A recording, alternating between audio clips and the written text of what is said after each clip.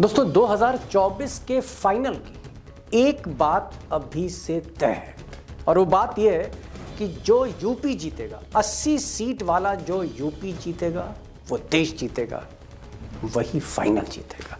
अब ये जो सच्चाई मैंने आपके सामने रखी है, इससे हर कोई वाकिफ है, वो चाहे सरकार हो, चाहे विपक्ष हो, वो चाहे एनडीए हो, वो चाहे इंडिया अलायंस हो, एवरीवन नोज द ट्रुथ। सच्चाई सबको मालूम है।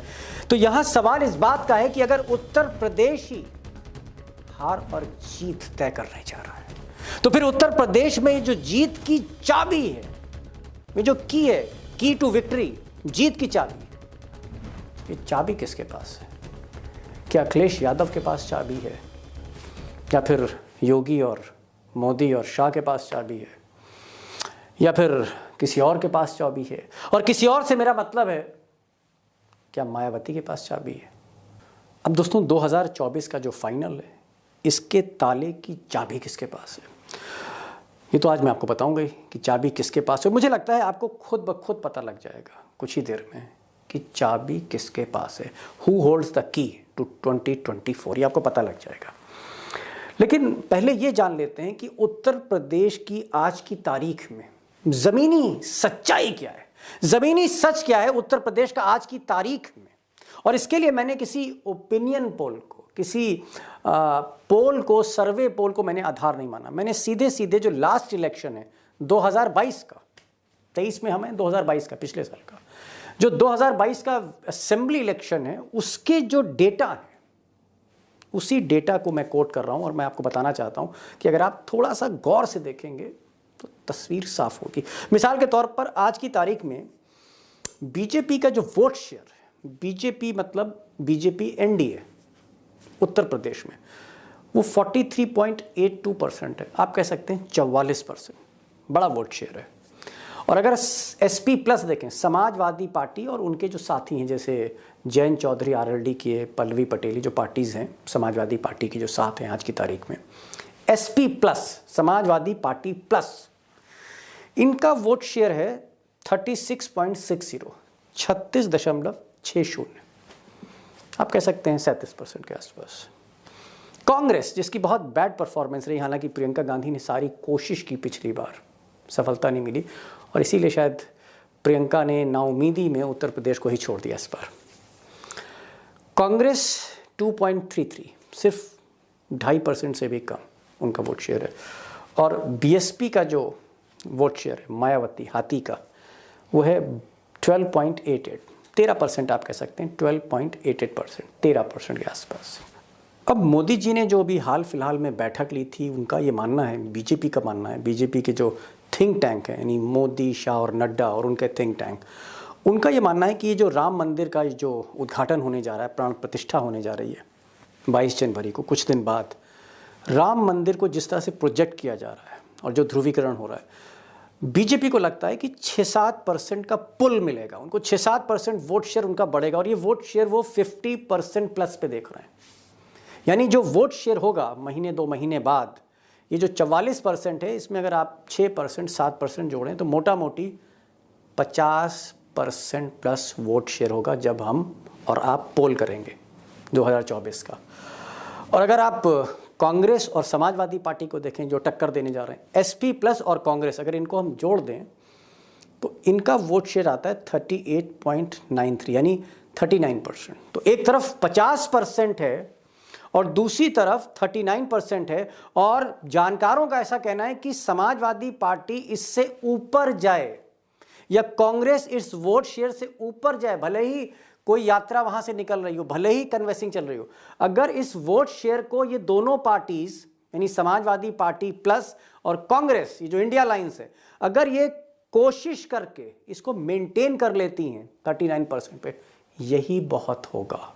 जी हाँ, राम मंदिर के उद्घाटन के बाद जो ध्रुवीकरण होगा, उसमें अगर 39% को मेंटेन रखते हैं, यही बहुत है। लेकिन इस मेंटेनेंस के बावजूद अगर आप वोट शेयर का डिफरेंस देखें, कहाँ 50%, कहाँ 39%, 10% से ज़्यादा का अंतर है। और 10% का अंतर का मतलब है कि मध्य प्रदेश जैसी स्थिति, यहाँ 8-9% का फर्क।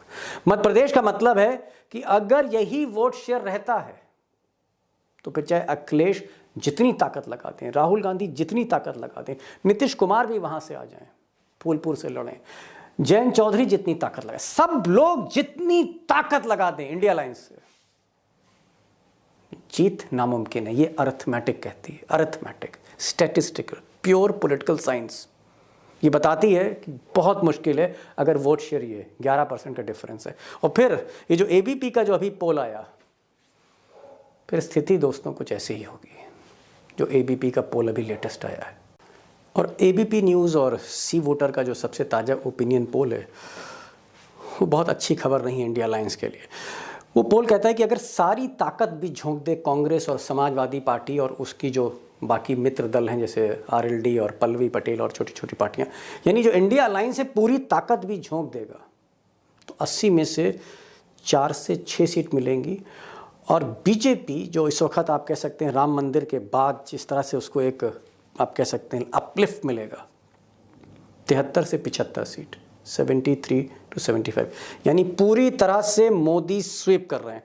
और अगर आप बीएसपी देखें, क्योंकि अकेले बीएसपी अगर लड़ेगी आज की स्थिति में, तो बीएसपी हो सकता है 2 सीट या हो सकता है कोई सीट नहीं।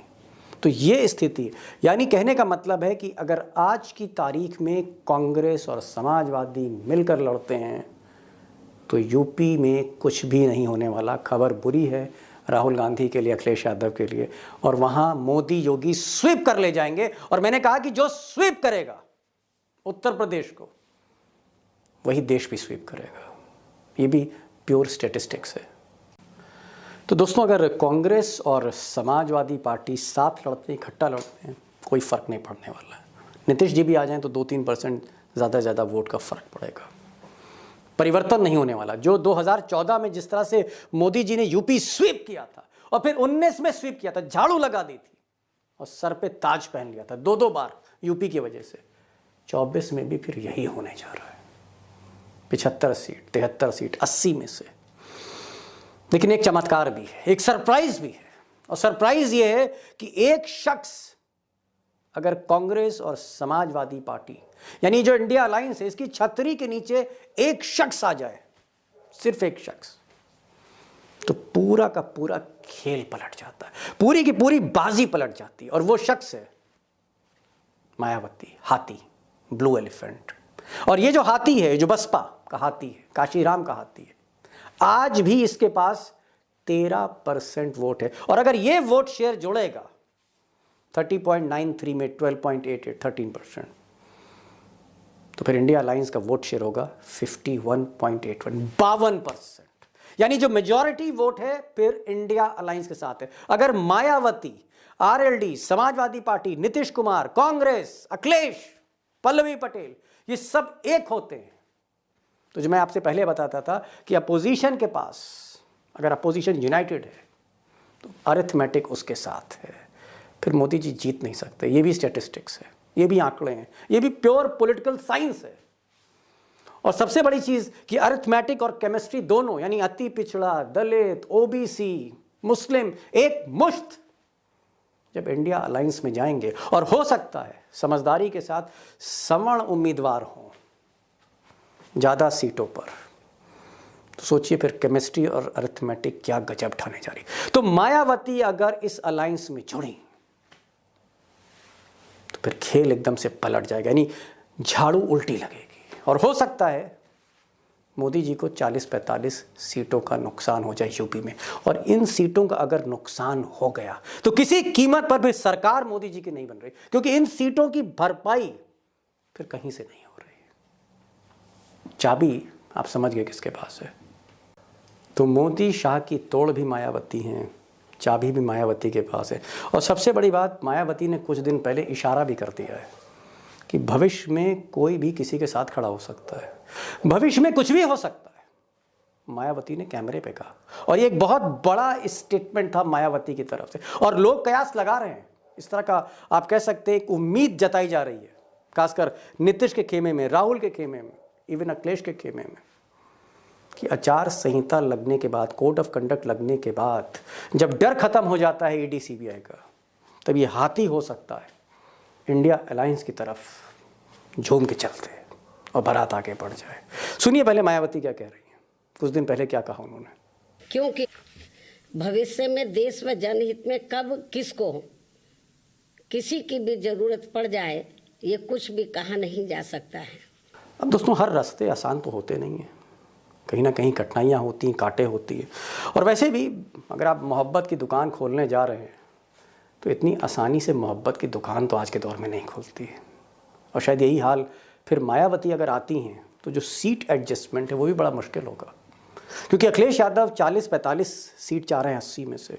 और अगर 40-45 सीट वो चाह रहे हैं और कांग्रेस, आरएलडी या नीतीश या बाकी लोग हैं, इनको अगर आप 10-15 सीट दे दें तो फिर सीट नीचे जो बचती है वो 20-25 सीट बचती है।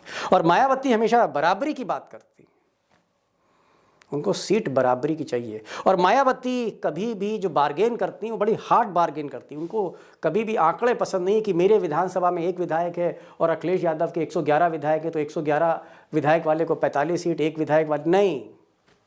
मायावती जानती कि उनके आने से लाभ किसको है, उनके आने से नुकसान किसको है।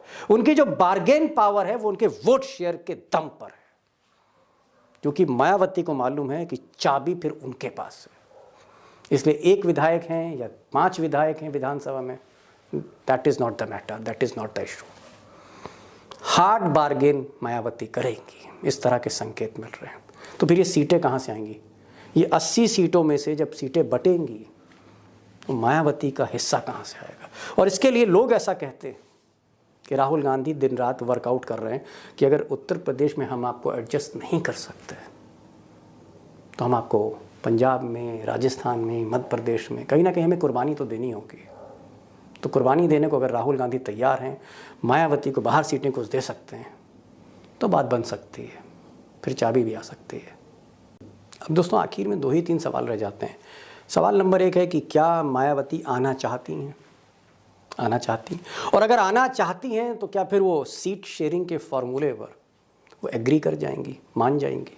और अगर मान जाती हैं, आ जाती हैं, मान जाती हैं सीट शेयरिंग पे, सब कुछ ठीक हो जाता है, हाथी आ जाता है इंडिया लाइंस पे, बारात लेके आगे बढ़ता है, तो फिर अंतिम सवाल, the big and last question, कि क्या फिर वाकई खेल बदलने जा रहा है? क्या फिर वाकई बाजी पलटने जा रही है यूपी में? और अगर यूपी में बाजी पलट रही है तो क्या हिंदुस्तान की बाजी पलट रही है? क्या मोदी फिर तीसरी बार प्रधानमंत्री नहीं बन पाएंगे? Big questions. और मुझे लगता है कि एक शख्स है उत्तर प्रदेश में ही जो इस पर बड़ी बारीक निगाह रखते हैं, प्रोफेसर रविकांत। चाहे जातीय समीकरण हो, चाहे वोट के आंकड़े हो, चाहे फिर किसी तरह का चुनावी संभावना हो, जो प्रेडिक्शंस हैं रविकांत के बड़े सटीक होते हैं। असल में रविकांत उत्तर प्रदेश को हथेली की तरह जानते हैं, और आप कह सकते हैं कि 3 दशक से वो काशीराम के साथ भी रहे, उन्होंने अखिलेश को भी समझा, उन्होंने कांग्रेस को भी समझा।